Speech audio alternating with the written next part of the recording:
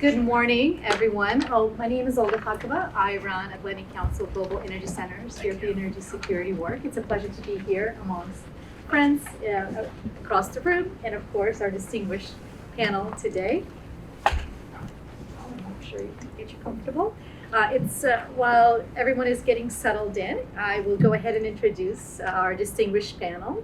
I'm pleased to be joined by Laura Lochman, who is the Acting Assistant Secretary at the Bureau of Energy Resources at the U.S. Department of State, Fred Hutchison, who is the CEO of LNG Allies, and Ambassador John Craig, who is the Senior Fellow at the Transatlantic Leadership Network and a Senior Partner at the Manaar Energy Associates based in Abu Dhabi. Great to see you all, and thank you for joining us this afternoon. We're going to dive right into the discussions, if that's okay. I'm just going to go ahead and start off with some of the questions for you, if that's all right. Laura, I'd like to start with you.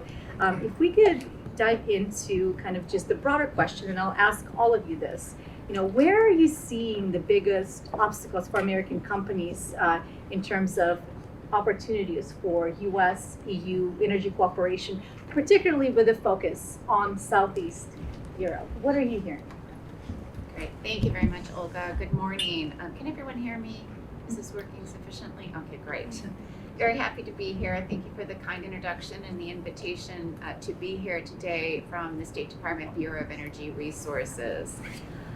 Maybe I can just pick two words out of what you just said. So you talked about, sort of challenges or obstacles, but also opportunities. And maybe if I could start on the opportunity side. Please do. Clearly, the energy landscape in Europe has dramatically shifted over the last few years. And this has brought many opportunities. If you look at 2022, Russia provided about 40% of EU's demand for natural gas. And then in 2024, that had gone down to 19%. So clearly that created opportunities for other suppliers like the US.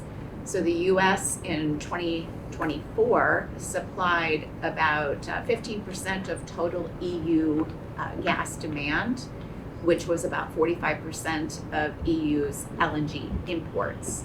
So you can see that shift was quite significant in that time, and US LNG has played a critical role in European energy security.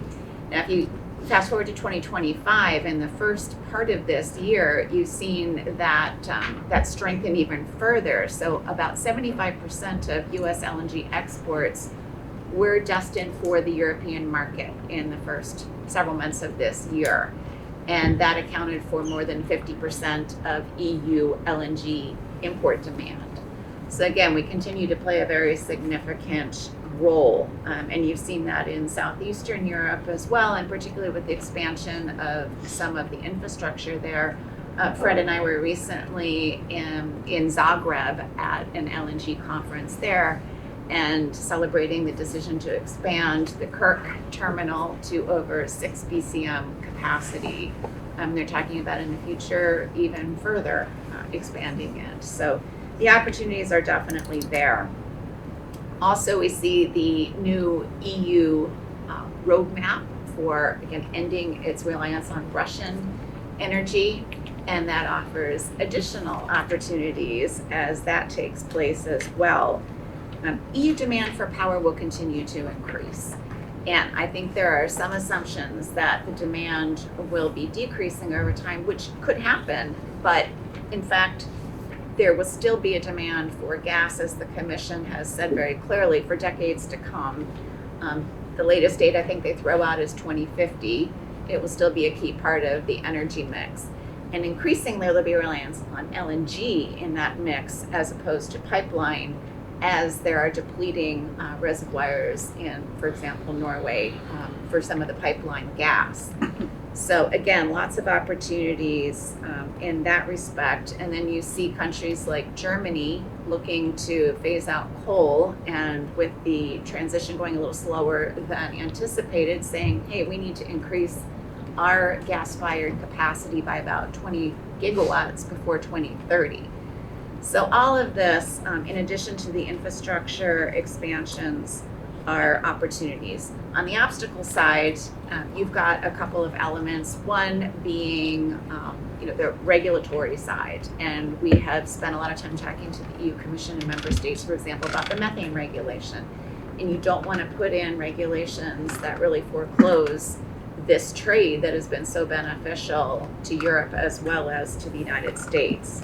And we can talk more about that later if there's interest. And then again, the clear demand signals.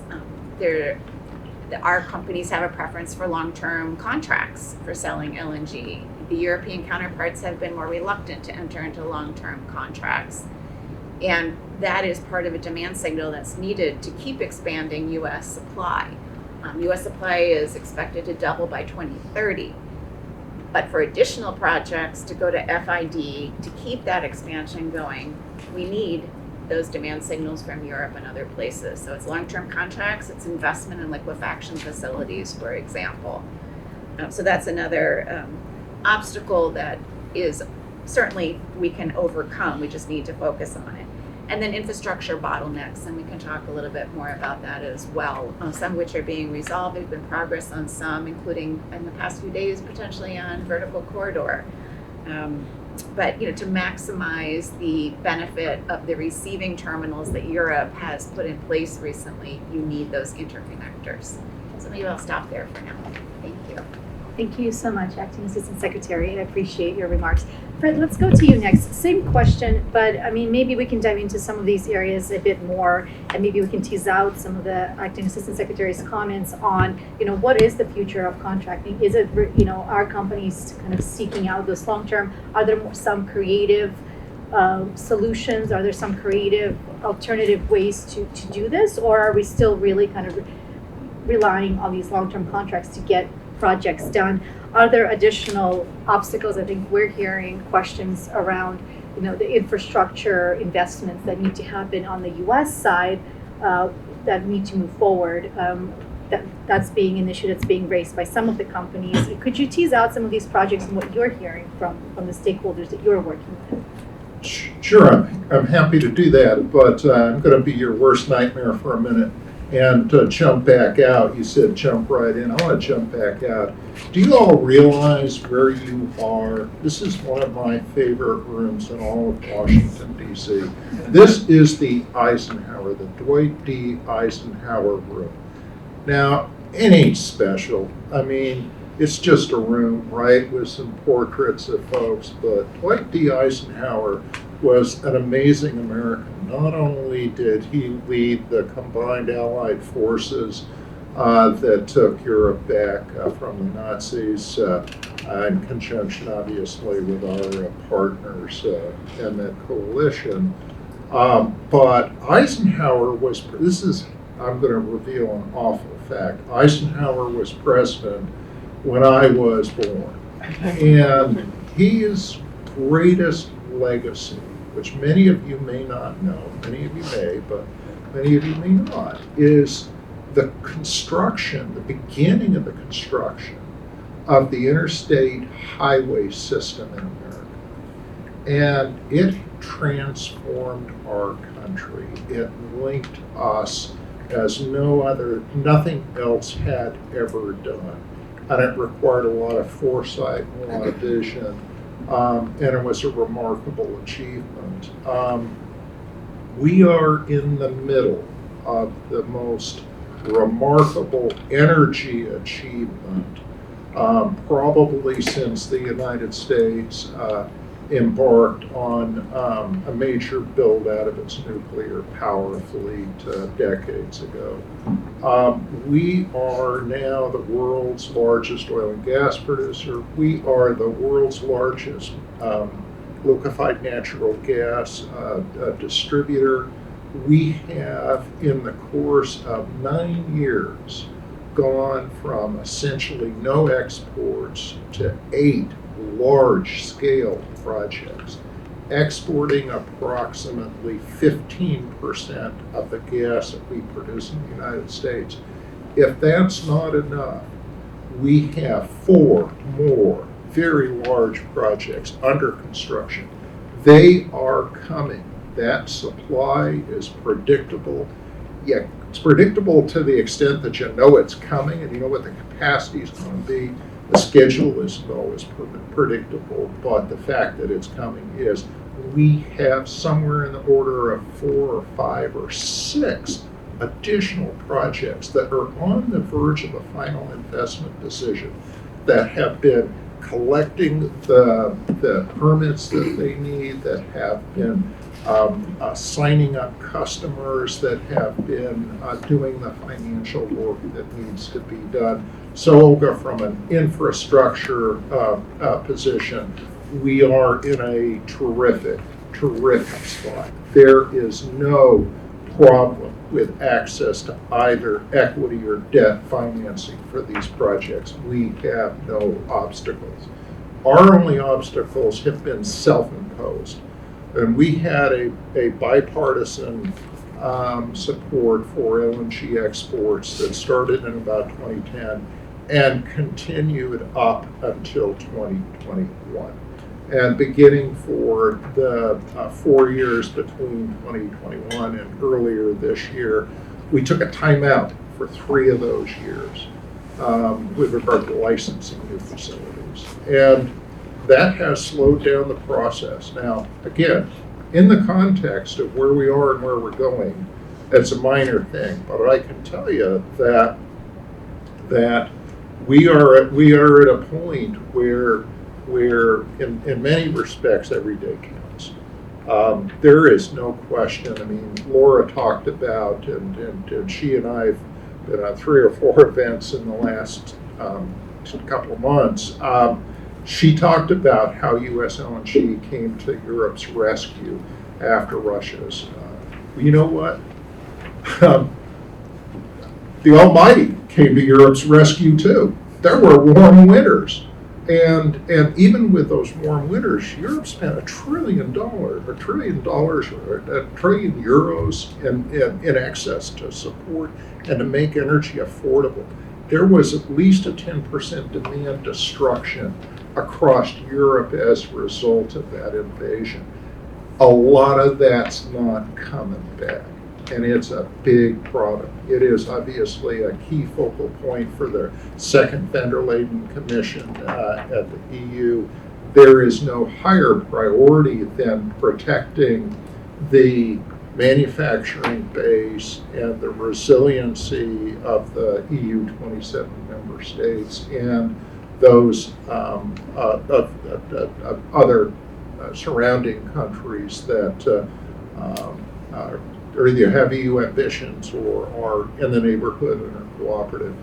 With regard to the situation on the European side of things, long-term contracts are important. One of the principal issues that we face is that most of our projects in the United States are not built on the balance sheets of the sponsors, meaning they have to go out into the equity market, into the debt market rather, and get the banks to loan them billions of dollars to build these facilities. And the banks are insistent upon knowing who their counterparties are, right? If you're going to have a 20-year note, who's going to help you pay back that 20 years of debt? Well, the big issue is that if you're not rated by one of the U.S. credit rating agencies, and there are a whole lot fewer companies around the world that have those ratings than you would think, then you're going to have problems being considered a bankable off-taker for these projects. And so a big focus, frankly, needs to be both from the U.S. side, and there's things that our Export-Import Bank and the multilateral lending institutions around the world can do to help make otherwise very viable, very strong potential off-takers, no matter where they're located, become bankable. And that's a key issue for us. I do think there are infrastructure issues. Again, I think this administration is one of the very first things they did at our request and the request of others was to eliminate the Biden administration's climate executive order that was put into place in early 2021, which reoriented U.S. support for international lending to focus it on climate and away from traditional fossil fuel projects. That's been eliminated. In fact, they disliked it so much they repealed it twice on the first day, which is, don't ask me quite how that happened, but it did. Development Finance Corporation in particular bought other agencies of the government, I expect, to step forward and to provide support for this work. So I think that, again, we are in the right room at the right time. Like Dwight D. Eisenhower, we are, and our allies at that time, we're poised to have an amazingly successful victory in the next few years when it comes to U.S. European energy security. Thank you so much, Fred. I really appreciate you zooming out. I think sometimes we run so fast and we focus on the next thing, the next question, the next problem, that I think it's really helpful to take a step back and say, wow, like look at where we are in terms of the global supply chains and the role of the United States. So I really appreciate you taking a pause and bringing us back to kind of the broader picture. Oh, and I thought I was going to make you mad. Okay, thank you. You could never. Ambassador, let's go to you. I would love to hear what you are hearing from some of the Middle East partners, producers, stakeholders that you're working with in terms of what is on their wish list to engage broader in Europe, but also specifically today we're talking about the Southeast European region explicitly. So what are you hearing? What are some of the kind of concerns, but also opportunities, and where do you see, financing was mentioned as one of the areas of, issues, but also tons and tons of opportunities in the region. I think we also discussed how this region has tremendous opportunity to move from coal, unlike maybe the rest of Europe that has done that somewhat successfully over the last several decades. I think Southeast Europe still has significant coal capacity, and what does that transition look like, whether it's gas in addition to clean energy, but also being supported by LNG and other sources? Sure. Well, thank you, and I want to say a word of thanks to our TLN Executive Vice President, Sasha, for organizing this. I think it's an amazing effort to provide information about a part of the globe that is underserved, in my view, in terms of understanding and future importance. I'd also like to accept Fred's challenge to jump out of the situation for a second and say that Mamie Eisenhower was also an incredible personality. There are a couple of biographies written just about Mamie Eisenhower, and I would encourage you to go and read them, because she was just an extraordinary person. Again, I don't think she gets the credit she deserves for her role as First Lady. So let me just talk a little bit about the gas scene. I mean, the oil scene, we know all about the major producers in the Middle East. President Trump was just in the three major energy producers, not necessarily crude oil, gas and LNG, of course, included. The role of gas in the Middle East has been underplayed because there was no investment in the use of gas, and in Saudi Arabia, in Kuwait, in the UAE, for most of the history of their oil production, gas has been flared because it was associated gas. The first really great discovery of non-associated gas was in Qatar,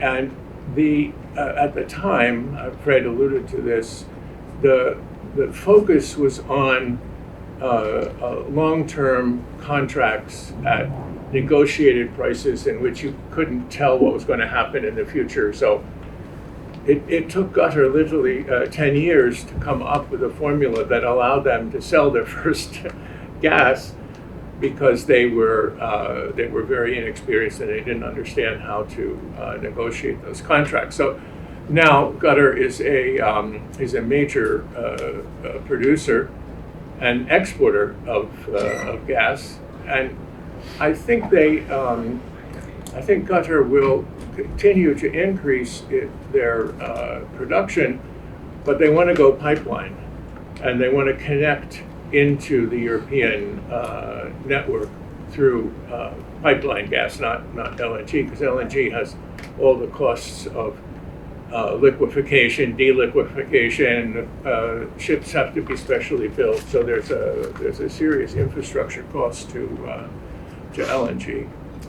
But maybe the hidden element here is that Qatar's non-associated gas field is partly owned by Iran, and so the production of Qatar is really only half of the story. If it were not for the sanctions which we have on Iranian hydrocarbon development, the Iranians would be right there with a huge amount of gas being brought to the market. Now, in the Middle East, in the Persian Gulf, they look mainly to the east. So their big customers there are Korea and Japan and China. And so I'm not sure how we would, even begin to make a comparison or project how the increase in their production, which would be considerable, because that Qatar Iran non-associated gas field is huge. I mean, the Iranians haven't really done as much research and exploration and development of their side of it, but it's just enormous. And of course, there are other gas fields in that region, specifically the UAE and Oman, and they both have LNG capabilities, and they export liquefied natural gas, but again to the east. So there's a huge, and there's been no recent exploration because the assumption is that most of the gas is probably on the Iranian side of the Gulf. So there's no way to really judge what the reserves are, and I think one of the major issues now is in terms of Iran and how Iran will interact with the rest of the gas market, is how quickly could we relieve the sanctions, especially on hydrocarbons. If you understand how the sanctions have been placed on Iran, the sanctions on hydrocarbons go all the way back to 2005, when Iran was first discovered to be cheating on its obligations in regard to the development of nuclear technology. So there's no good understanding about about how the situation would be influenced by the lifting of the hydrocarbon sanctions on Iran. And as Fred said, I mean, I think there's probably a lot of capital that is waiting. I mean, we find this all the time in the Gulf. There's capital waiting not just for hydrocarbon development, but for all kinds of investment in Iran if the sanctions were to be lifted. So that's a very bright spot, I guess, in terms of how hydrocarbons can play a role in the future. The Chinese and the Indians, of course, have been cheating on the hydrocarbon sanctions. And recently I find it interesting that the Chinese have stopped buying Iranian crude oil, and they've started buying crude oil from Malaysia and Australia. So I'm not quite sure how that will play. But in general, there's no how shall I say? There's no policy implication for the United States being the largest producer of natural gas in the Persian Gulf, and of course they have the capital to increase their development and exports anytime they want to, and especially Saudi Arabia. There's a lot of frackable gas in Saudi Arabia, and they've never even given a thought about using, about developing that resource. So from the Persian Gulf view, what's happening in the United States is okay, interesting, but not necessarily determinative in terms of their future plans. Thank you so much for this comprehensive. Can we stay on that for a sec? Sure, Fred, Because I let's go think to you. this is a really interesting point. So in the last 6 months, we've seen an enormous number of, not an enormous number, look at what's quantified, a handful of really significant equity investments from Middle Eastern companies in U.S. LNG projects. I mean, there's been this long history with Exxon and Conoco and others that involved in Saudi Arabia and other places, in Qatar with the LNG, but Saudi Aramco and Mubadala and others have stepped forward, and the announcements have come regularly over the last 3 or 4 months. And so there's, I think President Trump is pushing to expand that cooperation, but there's a lot of commercial interest that had been pent up that's now materializing, and that's extremely relevant from both sides. Obviously, more gas potentially coming from the Gulf, and southeastern Europe's a great close by location for that. But their investments in the U.S. Are going to be significant too. So. Yeah, I'll just comment that we talked in the previous panel about political decisions.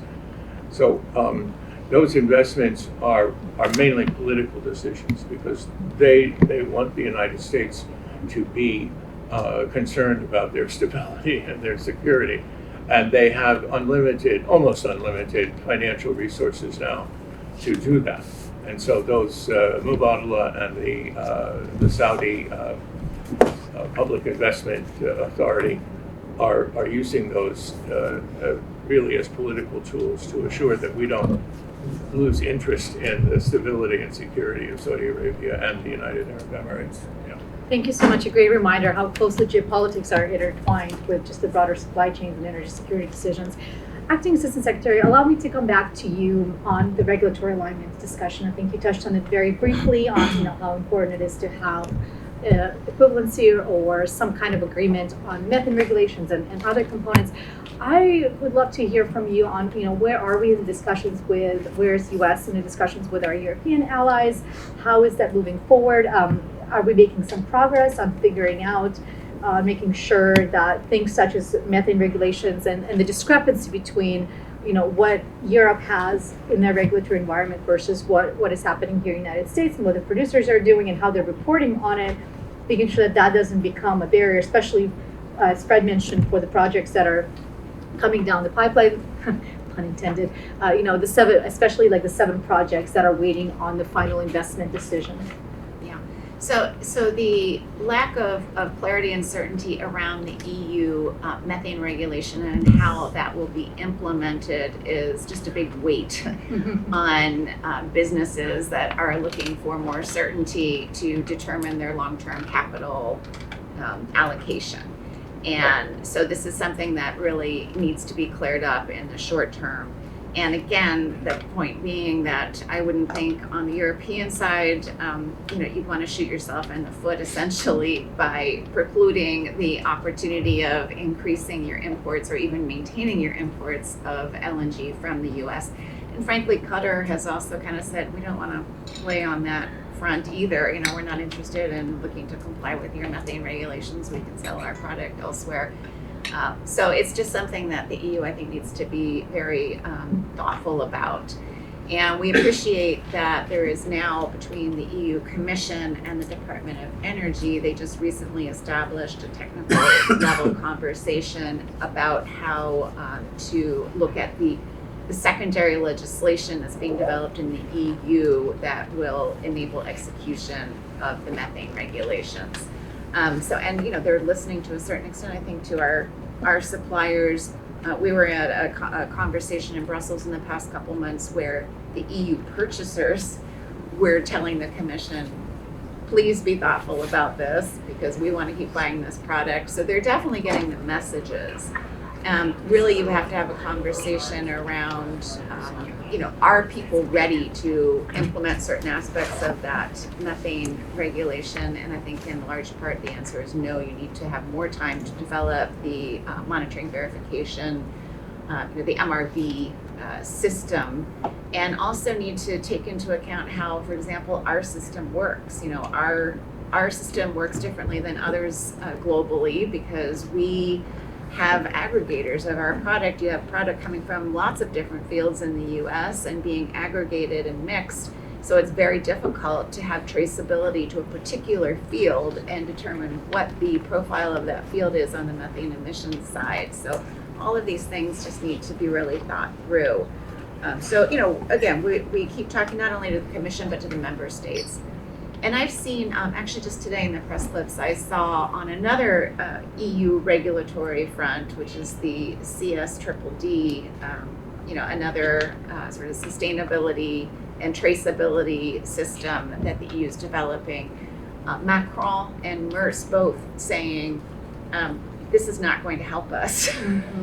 So Commission, again, we need maximum flexibility on that front. So that seems to be the message that they're getting from some of the member states. Right, and we are seeing some response, right, through the omnibus communique that came out. Now I think the question is, how will this be actually implemented, and what does this mean on how is streamlining, translated across the European ecosystem? What does streamlining mean, and how do you not completely give up the ecological, environmental, and climate goals, but make it easier, make it less bureaucratic to do the right thing for companies? Because essentially that's already happening, especially from suppliers, especially the larger companies who've led in the United States, who've led on these measures. Yes, and I think that is an excellent point. And there are certain companies like ExxonMobil has decreased its methane emissions by 60% since 2016. So the companies themselves are making great strides on this. EQT has put in process improvements across its operations in Marcellus, and some of these companies are looking to third-party certification as well. So there should be a path forward if you kind of depart from that point, also saying, yes, we recognize that U.S. producers are already taking very significant measures to control the methane emissions. Thank you so much, Acting Assistant Secretary. Fred, you did a really great job of summarizing how this second Trump administration has been very clear on setting the vision of where U.S., the success that we've achieved in the last several decades, but also the vision for where the United States can go and the opportunities that are presented with our European allies and those around the world. You've outlined the permitting streamlining. You've outlined how the pause, how we no longer have the pause on new projects. So all of that has been really positive, clear signals to the industry. On the other end, though, we are seeing somehow trade tensions are creating some questions across some of the private sector. Could you discuss, are those real concerns? Are you hearing, are the companies worried about some of the tariffs, particularly on steel, aluminum, and how does that impact construction of further infrastructure in the United States that would enable additional exports? Is that a real problem, or are we not understanding it fully? Well, this is this is an interesting moment. We are at a point where we're in almost 4 months into this administration, right? Yeah, we're 4 months into this administration.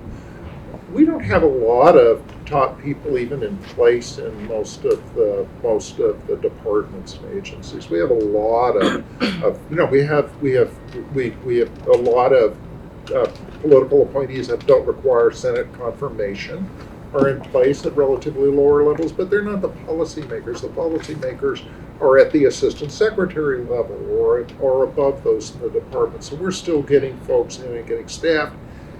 There's only so many hours, working hours in any given day, and when you've got a limited crew and board to just meet with people, it takes a while to meet with everybody you need to, hear everything you need to hear.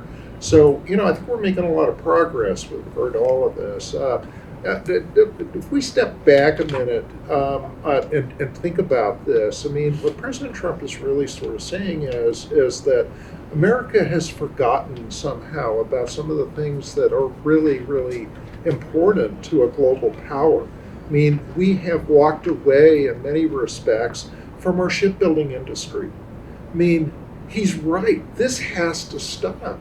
We cannot be the global power that we, as Americans, want to be without a strong domestic shipbuilding industry. Is that something that's going to be turned around in his term? No. Can it get started now? Yes. They were talking about an imposition of a requirement for some percentage of LNG to be on LNG-built ships built here in the United States within 3 years. Well, it takes 3 years in Korea with all of their experience of having built hundreds of these ships to build a ship. You start from scratch here in the United States. The head of GTT and Americas in Houston told me recently, it takes 5 years. Yes, can we do it here? Of course we can. Can we build it?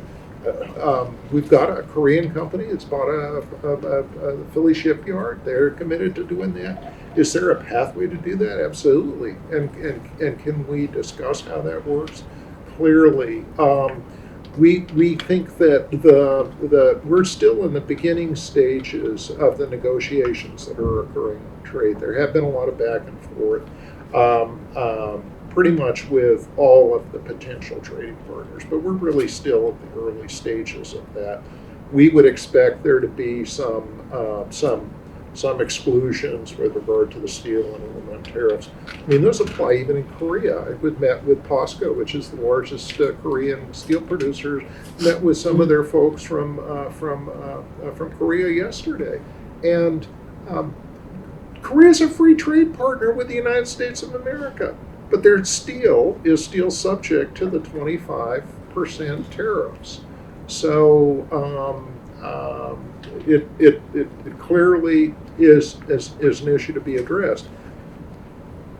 This administration came into power in January, having inherited, and it was not the prior administration's fault, that's not what I'm saying, but they inherited a period of price inflation in the United States that affected pretty much every single commodity and every single aspect of American life. Some things like eggs being a very visible kind of commodity, but so there was that issue that existed then, and now we've had some continuing uncertainty about global prices. But all of the projects that are moving forward, they have really strong engineers behind them. They're either companies based here in the United States, or they're based globally. They're constantly reassessing what those costs are. I think we're now getting to a point where there's been enough stability in the last few weeks where those costs are being carefully examined. So we're working through these issues, Olga. I do think that there are some very specific things that we as an industry want. We want a complete exemption from anything, any material that would be subject to a tariff that's going into an LNG export project. We just think that it's enough of a priority, and we're now America's second leading export industry. We will shortly be number one. And to maintain that, you're going to need to make sure that you get completely out of the way as quickly as you can and grant a blanket exemption to that. and for the pipelines that directly serve those projects. You have to have an exemption from that. Getting back to the EU methane regulation for a minute, that is something that probably will cause most of you to either put your head on the table or go back deeper into your phone. And it is a completely esoteric, boring beyond belief kind of subject, but it is a clear monetary, non-monetary tariff barrier to U.S. LNG trade. And as these tensions get resolved by individual agreements, it will probably result in more LNG flowing around the world.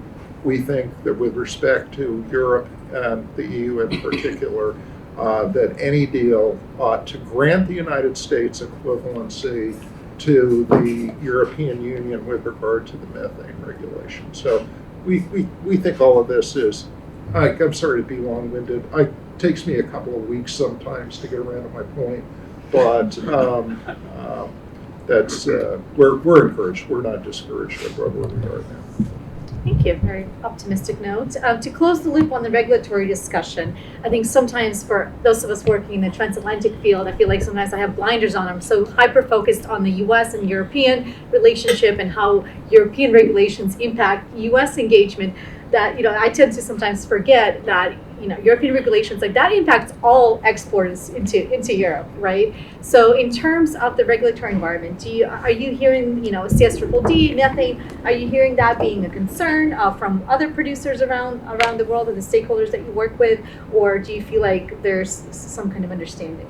Well, first of all, there is no, contrary, I think, to logical thinking, there is no agreement between the Gulf Cooperation Council and the EU. There's no trade agreement between them. And that's because the EU sees rightly that the Gulf Cooperation Council subsidizes energy inputs into goods and into goods that they export to the EU. So Right. that's a long-term problem. We have free trade agreements with several of the Middle Eastern countries, and I would be willing to bet that after President Trump's visit, we'll have some new free trade agreements, probably with Saudi Arabia and maybe even Qatar. But the real point is that the Gulf Cooperation Council countries now. So the Gulf Cooperation Council is Kuwait, Bahrain, Qatar, UAE, Oman, and Saudi Arabia. And of course, Saudi Arabia is the big brother, and the others are the little sisters. But they are fully aware of their potential, and they use whatever tools they can in order to, increase the wealth of their public investment organizations or entities. So they subsidize everything. Emirates Airlines doesn't exist without subsidies, without the gasoline subsidies, even though it's totally opaque. If you look at an annual report of Emirates Airlines, you cannot figure out how they actually do that. But everybody accuses them of it. Of course, it's true. So they are they understand the importance of the whole regulatory situation. Now, I just want to go back to I think originally you were talking about steel and aluminum. The United Arab Emirates has one of the largest aluminum companies in the world, and it's worth, they control, of course, the gas production and supply to that facility, and they bring aluminum ore from India and even Australia into the Persian Gulf and refine it and send it out, and it's still competitive because they're subsidizing the input. The Qataris are their population is just too small. The national population of Qatar is maybe you can get to 300,000, They're not, they're not in any, I mean, like all of the countries in the Persian Gulf or in the Gulf Cooperation Council, the majority of the population, huge majority of the population, are expat workers that come from India, that come from Thailand or Philippines. And so they don't have the capability. They're never going to develop industries. But the UAE has used expat workers very cleverly. The UAE is going to produce steel. And I have to keep mentioning that there is, like, in this case, the gorilla isn't in the room. The gorilla is still outside the room. That's Iran.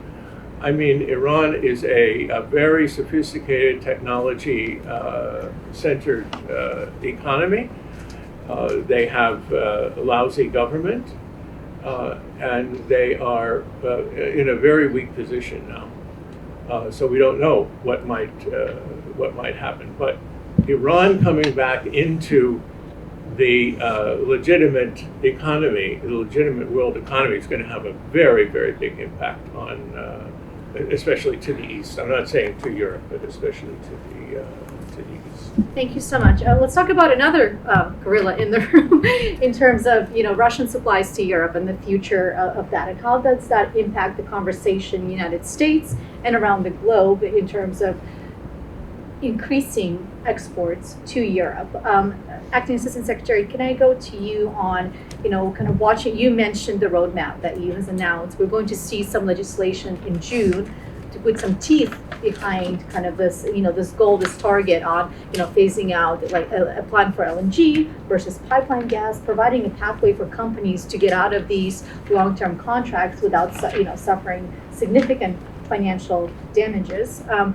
Anything you want to add on, the importance from the U.S. side, from the U.S. government side, on why those kinds of signals are important? Why seeing a clear EU policy with teeth in it on where Russian sources, Russian pipe gas and LNG will be in the next year, in 2 years, in 3 years, and 5 years? Well, I guess the first signal is the fact that Commissioner Jorgensen for energy in the EU put this plan out, and it was under development for a number of months. It kept getting delayed, but it did come out, and you see the components of it. So clearly the intent is still, the direction is still to decouple from Russian product. And I mean, they've learned some really hard lessons, obviously, over the last few years, and I don't think that the majority of Europeans are very open to reestablishing a dependency on such an unreliable supplier. And now, having said that, there are currents within the EU. There are certain countries that whose leaders have made clear that they would be happy to consider kind of a reboot of Russian supply to their countries. So, I mean, it is still an active discussion within the EU. But again, as you mentioned, they'll start putting legislative proposals on the table to put some teeth into this. I think it's still a question whether they'll be able to pass anything that would allow force majeure to be declared on some of these existing contracts. Yeah, that's the question. Right, without liability for the EU purchasers. That I'm not so certain they're going to get over the hump on that one. But again, certainly a declared intent for more transparency and for less supply from Russia and for more supply from reliable suppliers of energy. And we think that the U.S. is the most reliable supplier of energy. You also have some currents within the EU saying, well, we don't want to become too reliant on the U.S. We've learned that diversification is extremely important. And okay, we get off Russian supply. We don't want to be so dependent on the U.S. as a supplier. And to that, I'd say, right now, again, in 2024, the U.S. supplied about 15% of total EU gas demand. Now, Russia supplied 40% in 2022, so that's still a big delta. And then, of course, the supply is very different. It's not pipeline gas, it's LNG with no destination clause, right? So it can be forward sold if the Europeans enter into long-term contracts and they don't need that supply anymore. It can be sold elsewhere. our companies, there are multiple companies, multiple suppliers of LNG, and they're all private sector, market-driven players. It's very different from the Russian player. So, there are some very distinct differences. So, I think that discussion is overblown, frankly. But we'll see where all this comes out.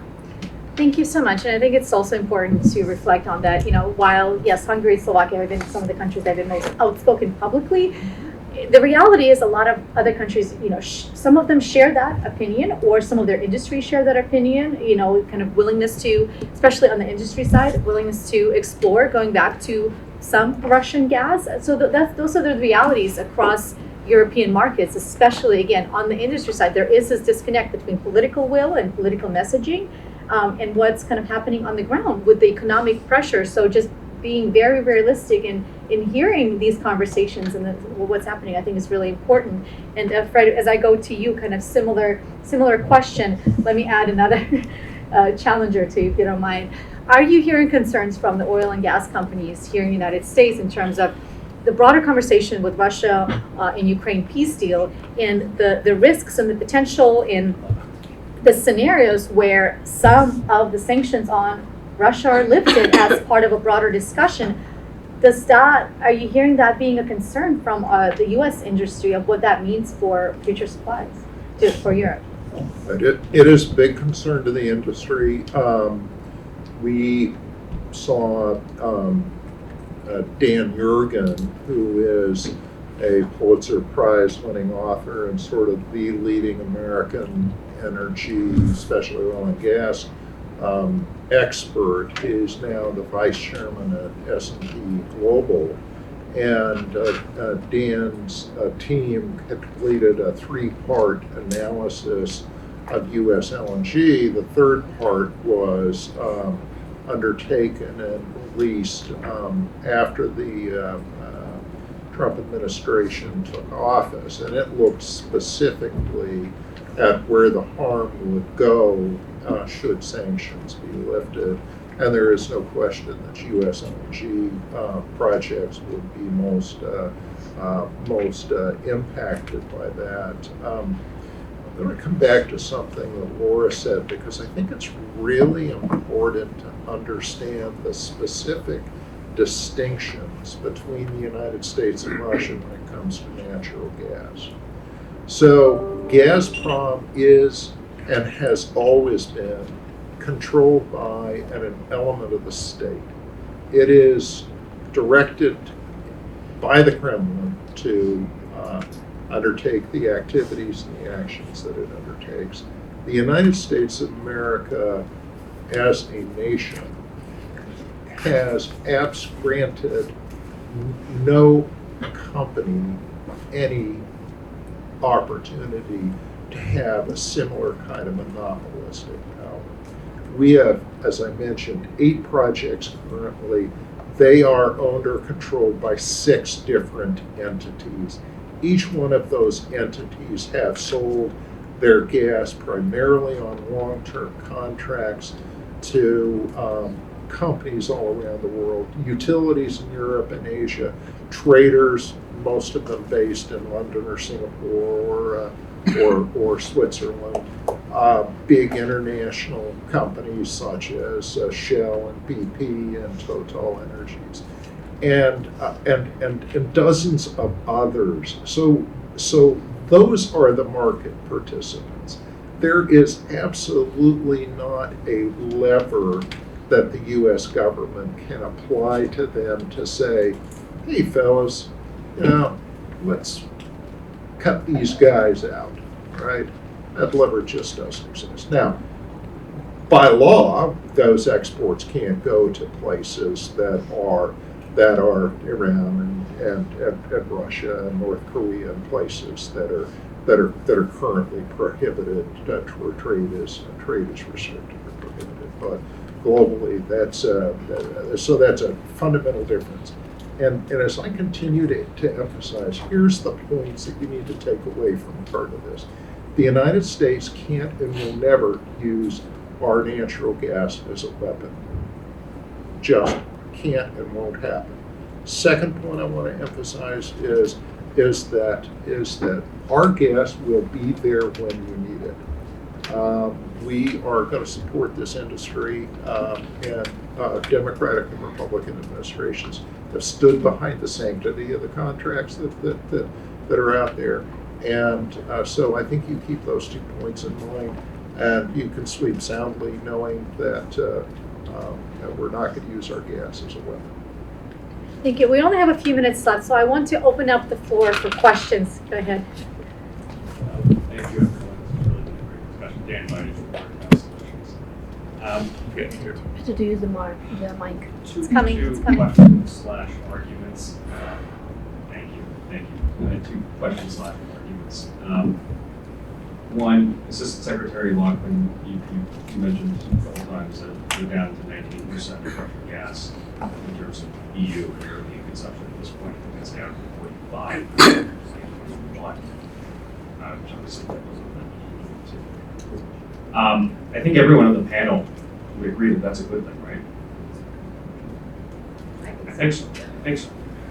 And so, that's a status quo that we want to maintain. I think you've gotten to that. You've gotten at that point. At the same time, what we're, I believe, seeing is an attempt to reconstitute Russian gas exports to Europe in a novel form. The best case study to look at is Nord Stream 2. What the Russians did there was they put together a consortium of companies, of Western energy companies, European energy companies, that they thought would be enough of a veneer to shield the project from U.S. sanctions. That failed because U.S. policymakers, being very open and blunt here, did not care enough about European energy companies because they weren't U.S. energy companies. I'd say this is the conclusion that the Russians drew. So what do they need to do now? They need to give U.S. commercial stakeholders a stake in their gas exports to Europe. That will give them the protection that they thought they had with the Nord Stream 2 consortium that they lacked because there was no U.S. element. So the model is we'll sell Nord Stream 2, we'll sell parts of Turk Stream, Balkan Stream, since we're talking about Southeast Europe, to an American commercial entity, maybe an energy company, may not be, that then has an interest in the continuation and expansion of Russian gas exports to Europe. I would argue that that may be the interest of a single commercial entity, whether it's American, possibly, but it's not in the interest of the U.S. energy industry, certainly not in the interest of the U.S. LNG industry. So this is why I say this is both a question and a comment. What are your thoughts about this backdoor, as I see it, to Russian, the reconstitution of Russian gas exports to Europe? Because Assistant Secretary Lochman, you talked about various currents in Europe. I think there's more of a consensus in Europe. There are currents. There are a number of countries that we can talk about that we really want to reconstitute what they define as cheaper Russian gas imports. But I see more of a consensus than I do in the United States, quite frankly. And I'm terrified of that. I think the U.S. LNG industry and the U.S. energy industry as well, also the U.S. nuclear industry, would be terrified of that as well. I guess my question is, how do we prevent that? Because at the end of the day, regardless of if there's an American commercial entity technically owning the infrastructure, the gas is Russian. The gas is Russian. So how do we prevent that scenario? Easy question. We just have a couple of minutes left, so I would ask you to keep your responses to a minute or so, or less. Yeah, I'm going to let most of that stand as commentary rather than a question. I think, Fred pointed out the S&P report, which quantified what the impact on the U.S. LNG industry would be should Russian gas come back online. Now, of course, there's gradations of that. It may be a little bit more Russian gas or a medium amount or a whole lot. I mean, so these are just estimates. And just juxtapose that with this Trump administration's clear direction since day one of American energy abundance and taking advantage of that domestically for our own use and prosperity, but also for the global piece of it as well. And so we are under very clear directives to support from the permitting, all the way through to the international energy diplomacy side of things, to be, pushing that globally, essentially. So you've seen those very clear directions. And, within Europe, I understand what you're saying about sort of the consensus among most Europeans. I mean, you do have Germany, if you're talking about Nord Stream in particular, you have Germany saying, we don't intend to certify a project we hadn't certified previously, and we don't want to lock into Russian gas again through Nord Stream 2. So there would be a lot of hurdles to overcome in any case. I think I'll leave it at that for myself. Oh, man, I'm happy to comment on this one. I'm happy to hopefully set some of this stuff to rest. So look, we've all seen these news stories that have surfaced over the last 3 or 4 months about all of this.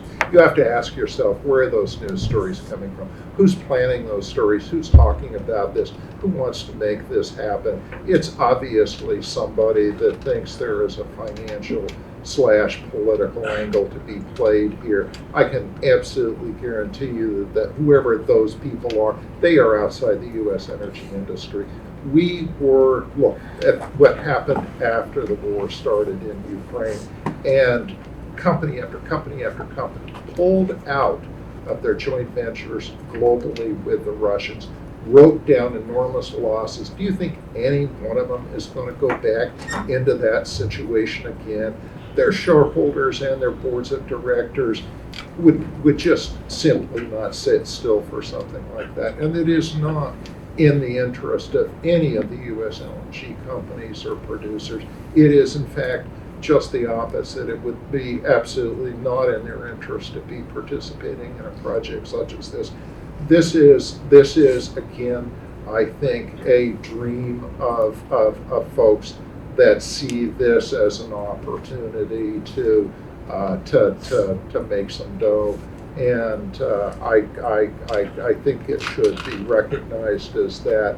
I don't think there's any possibility, at least I hope that there is no possibility that something like this could materialize. So.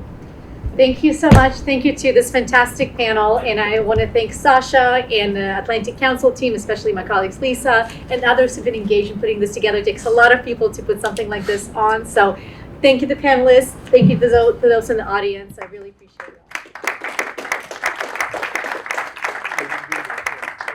Answer the question.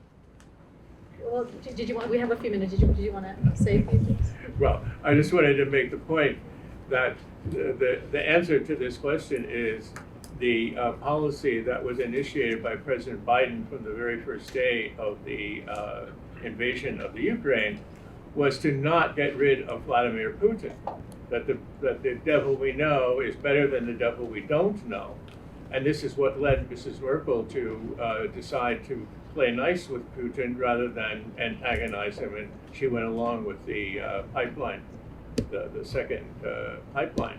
But a lot of this would be solved if you get rid of Putin and start negotiating with somebody who would be really interested in advancing the interests of Russia. So as we came to the conclusion in the last panel, it's political. It's not economic.